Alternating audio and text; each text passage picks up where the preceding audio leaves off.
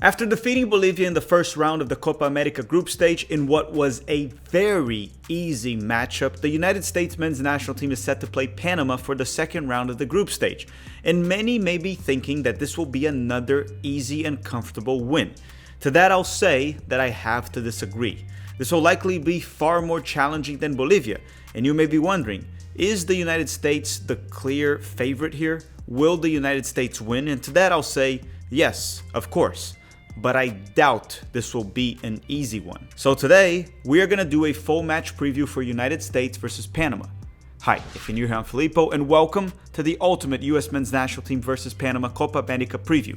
This is how it's going to go. We're going to go through when and where to watch this game, the record between both national teams, any news and updates on the US men's national team, projected starting 11s. Then we're going to do a quick dive into Panama and some concerns that I have for this game, because it could be a trap game for the United States men's national team. It could. I still think we're going to win, but there are reasons to be concerned. For this video, I'm not going to be doing the approach that I would have for this game because it doesn't really matter. Berhalter doesn't watch my videos, and we're never going to see what I want anyway, so who cares?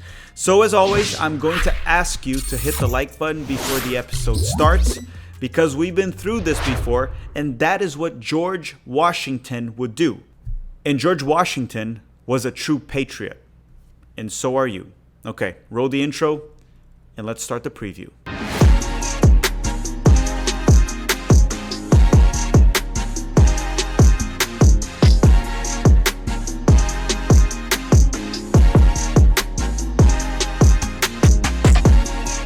The United States of America is set to face Panama this Thursday at 6 p.m. Eastern Time for the second round of the Copa America group stage.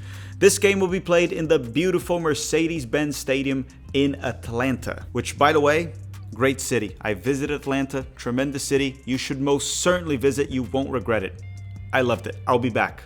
I'll be back soon. If you're in the United States, you may watch this match on Fox, Univision, or TUDN. I always say this and I will repeat myself. We will be doing a live watch along here at Tactical Manager TV with roughly 10 immature sex jokes, reactionary takes, irrational rants, and random stretches where I talk about Pokemon, Mean Girls, and maybe I'll talk about Yu-Gi-Oh! This time. Throughout history, the United States men's national team has faced Panama 26 times, with a massive advantage for the United States. The US holds 18 wins, while Panama has 4 wins, and both teams tied 4 times. However, Panama has gotten a few good results lately. Back in 2021, the United States men's national team lost to Panama 1-0 while playing away during the World Cup qualifying. That infamous game where Berhalter's brain stopped working and he did the most insane lineup possible to face Panama away. And you may be wondering, Berhalter's brain doesn't work in multiple occasions. Was this one special? Yes, it was. This was terrible. This was actually probably Berhalter's worst game as the US men's national team head coach. And that's a really low bar, but that was probably his worst game. I mean, look at it this way. It was late 2021, and he started a midfield with Acosta, Musa, and Sebastian Lletget. Shaquille Moore and George Bello were the fullbacks. Paul Arriola, or Mr. Nipples, started as the right winger, and José Zardes was our center forward. Zardes even scored an own goal that gave Panama the win. Those were the days. If you were a US men's national team and you made it through Cuba in 2017 and missing the World Cup, right, the 2018 World Cup, and you made it through Berhalter's 2020-2021 roster selection, even early 2022, even late 2022 in the World Cup, those were the days, man. You are a true warrior. You are a true patriot and a legit US men's national team fan. Then, when the United States played Panama in the US during World Cup qualifying with a much better lineup, we ended up getting a 5-1 victory in Orlando. The last time both teams faced each other was back in the 2023 Gold Cup semifinals, and the United States men's national team had a C team and BJ Callahan in charge, not Berhalter. And that game ended in a 1-1 draw with Panama advancing to the final on penalty shootouts. What we learned from these past 3 matches is that when the United States plays their best players, and especially at home, they should be able to pull a comfortable win against Panama. And you know, we're going to play Panama this week at home with our best players. And I'm going to repeat this. Should win does not mean you will win, okay? Because the game ain't played on paper. Each of the games mentioned are separate events from one another and have no direct connection to the game being played this Thursday. With that said, why don't we talk about the current US men's national team news, updates, and the projected starting 11? And at the time of this recording, there are no injury updates on any US men's national team players, so everyone should be healthy to play against Panama. There's also no players that are suspended. However, Weston McKennie is currently on a yellow, so if McKennie gets a yellow against Panama, he won't be able to play in the last round of the group stage against Uruguay. But you know what? What is the projected starting 11 that Greg Berhalter will put out to face Panama? And you may be wondering, what will be the formation? And we all know it's going to be a 4-3-3. It's Berhalter. He loves the 4-3-3 more than Cristiano Ronaldo loves Cristiano Ronaldo. So on goal, it's probably going to be Matt Turner. The right back is expected to be Joe Scally. I hope he doesn't start Shaq Moore. The left back will be Anthony Robinson. The two center backs, despite being shaky last game, especially on the ball, Richards had a lot of bad giveaways. I still think Chris Richards will start alongside Tim Ream. But I wouldn't be surprised if maybe Cameron Carter-Vickers starts against Panama and Ream gets some rest. I mean, Tim Ream is kind of old. The central defensive midfielder will probably be Tyler Adams on a minutes restriction. He was subbed out at halftime in the last match against Bolivia, and I would expect Tyler to play another 45 minutes, maybe 60 against Panama. The central midfielder, the 8, will be Weston McKennie alongside Gio Reyna.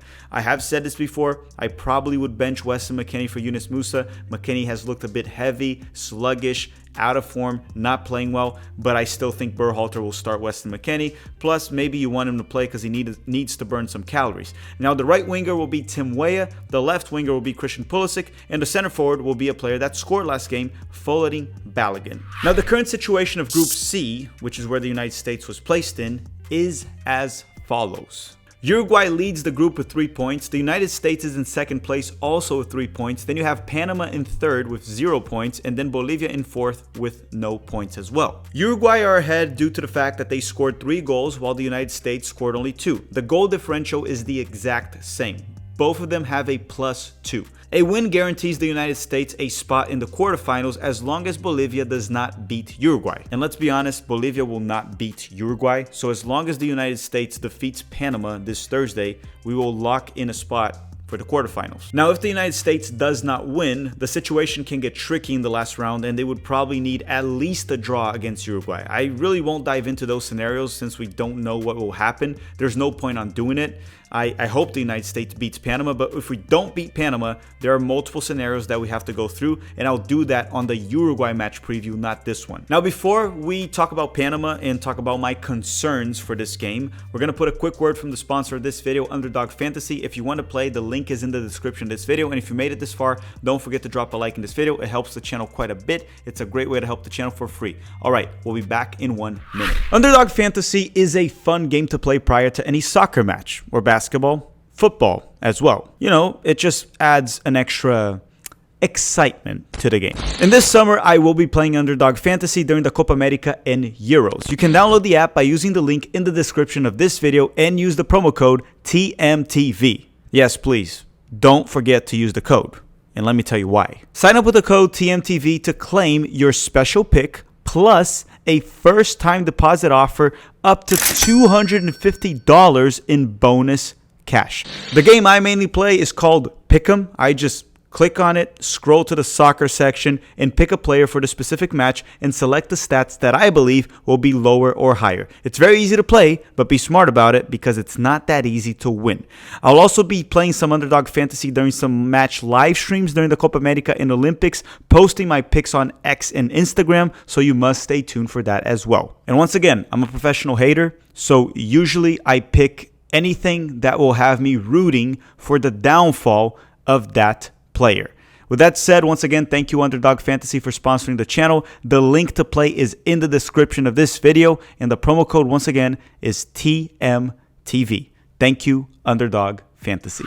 And Panama lost their first game to Uruguay 3-1, and it was an interesting game for multiple reasons. I'll talk about that in a second. For starters, Panama looked better then Bolivia against the United States, despite the 3-1 loss. Carrasquilla, the midfielder from the Houston Dynamo, and Murillo, the right back from Olympique Marseille, are better than every single Bolivian player that we faced. Carrasquilla actually bossed around the midfield against Uruguay, and Murillo scored a golazo late in the game.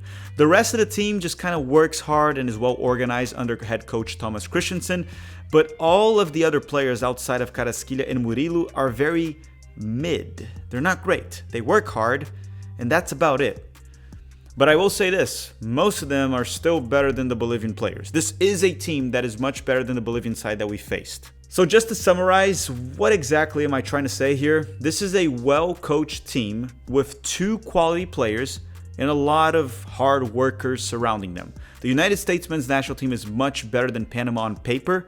However, as I said before multiple times in this video, they can and likely will cause us trouble. And if you watched the Uruguay versus Panama game, in the first half, Panama was trying to build out of the back and they were struggling quite a bit with a very well organized Uruguayan press. I mean, they're coached by Marcelo Bielsa. They will press and they will press well. Darwin Núñez wasted a lot of opportunities. He was terrible with his finishing, even though he was making the right runs and getting those opportunities. He kind of sucked with his finishing. But in the second half, even though Panama got lucky in the first one, they should have been down 3-0 if it wasn't for Núñez. Panama actually outplayed Uruguay, in my opinion, for most of the second half. Then late in the second half, Uruguay was able to pull 2 goals. Darwin Núñez even scored 1. And then Murillo scored after that in added time, and Panama lost 3-1. But if Panama plays against the US the same way they played in the second half against Uruguay, oh boy, it's going to be a tough matchup. However, I did say earlier in the video that I had concerns, and I think it's not fair for me just to say, you know, my concern is if they play as well as they played against Uruguay, we're in trouble. Let me explain my legitimate concerns for this specific game. The first one is that this could be a trap game. The United States men's national team is clearly superior on paper, but Thomas Christensen knows the United States very well, and unlike Bolivia, Panama does have players that can take advantage of the multiple mistakes that we made against Bolivia, like wasting goal-scoring opportunities and the multiple bad giveaways we had in the midfield and from our center backs. More specifically, most of it was Chris Richards, but again, against Panama, we could get punished. Another concern is that the United States men's national team actually did not create that many goal-scoring opportunities against Bolivia. The US had roughly a 2.4 XG, which is the expected goal stat, which is good, it's decent, but 1.35 of those XGs came from the chance that Pepe blew the shot and the rebound. So his shot and the rebound was 1.35 of those 2.4 XGs. If you subtract the 1.35, you get roughly 1 XG, 1 expected goal in roughly 80 minutes? That's not a lot. That means you were expected to score 1 goal in 80 minutes based off the chances you created. And after that, we didn't really create much at all, nothing. We had the game under control, but my overall point is we did not create a lot of goal-scoring opportunities. We had 20 shots, but a lot of those were low-quality goal-scoring chances. I can see a scenario where we simply don't score against Panama, unless, you know, one of our players like Christian Pulisic pulls a moment of brilliance like he did early against Bolivia. I am a bit worried about this game. I don't want the United States to arrive at the Uruguay match, you know, needing a result, needing a win or a draw. However, the United States has much better players, and I will continue to believe that our guys will pull it off and get the win. But just to summarize this, against Bolivia, we got an early goal, and that, you know, changed everything about the game. It set the tone. Our players started to play with confidence, and Bolivia had to open up a bit more, and that just made it a lot easier for us. Even though they did that, we still didn't create that many opportunities from minute 10 to minute, 75 or so. So I am concerned about Panama because we're probably not going to get an early goal. I'm assuming Panama won't allow us to do so. And I don't know, you can't always count on talent to bail you out. I am concerned, but I still think the United States will win. And if you made it this far in the video, don't forget to drop a like and let me know in the comment section down below, what is your score prediction for the game this Thursday? Okay, so what is my prediction for this game? The United States-Bolivia match, during the match preview, I did say the US would beat Bolivia 2-0, so I nailed that result. Now this one, I'm a bit conflicted between 2 results, a 1-0 United States win or a 1-1 draw. I don't know, it could be either one. But I'm going to stick to my guts and to my heart, and I'm going to say the United States will defeat Panama 1-0, and we will qualify this round to the Copa America quarterfinals. All right, everyone, thank you very much for watching. Thank you, everyone that has been joining our Patreon. The link is in the description if you want to join. And thank you, everyone that's been joining also the promo code for the Underdog Fantasy app, as it does help the channel quite a bit. We'll be doing a live watch along for this game on Thursday night, so I'll see you there. And I want to thank you all very much for watching, and have a great day.